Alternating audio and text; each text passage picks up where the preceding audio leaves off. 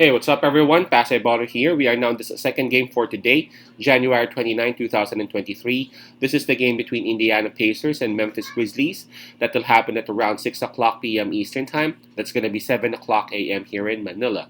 And I'm just inviting everyone who have not subscribed yet to our YouTube account or YouTube channel, Pasay Baller. Please click on the subscribe button below. At the same time, hit on that bell logo. That way, automatically, you guys will be receiving notifications whenever new videos are uploaded. The spread, by the way, that is given is minus 9.5. That's given towards the home team, the Memphis Grizzlies. And before we proceed, let's check on the standings and the rankings of both teams.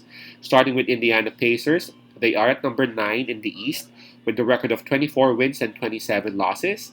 While for Memphis Grizzlies, they are sitting pretty at number 2 in the Western Conference with the record of 31 wins and 18 losses.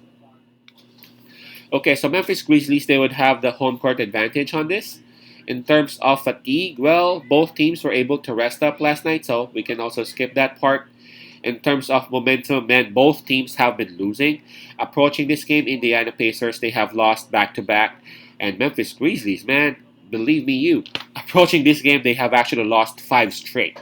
So that's how good that's how good their standing has been. Despite of them losing 5 straight, they are still number 2 in the Western Conference. So if we take a look at the forms of both teams, Memphis Grizzlies, they have won 5 out of their last 10 games. For Indiana Pacers, they have just won once out of their last 10.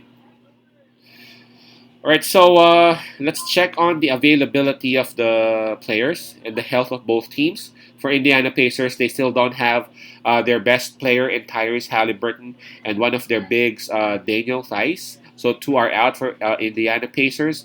While for Memphis Grizzlies, Conker and Steve Adams are confirmed out, while we have Desmond Bain and Danny Green listed as questionable. Despite of the fact that Memphis Grizzlies got 4 players listed in the injury list, I would still say that the advantage goes towards Memphis Grizzlies because their main weapons, their main guys, their starting 5 are actually there, available. Unlike Indiana Pacers, Tyrese Halliburton, their best player, is actually out. All right.